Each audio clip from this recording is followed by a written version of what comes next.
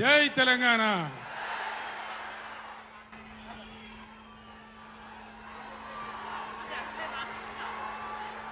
మీ అందరి అనుమతితోని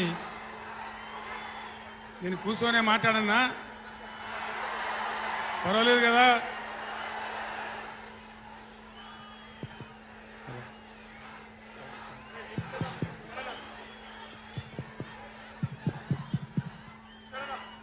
గౌరవనీయులు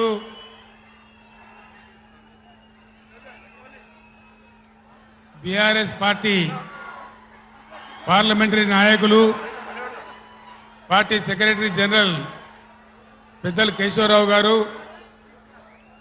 లోక్సభలో బీఆర్ఎస్ నాయకులు, లోక్సభ పక్ష నేత గౌరవనీయులు శ్రీ నామా నాగేశ్వరరావు గారు, తమ్ముడు ప్లీజ్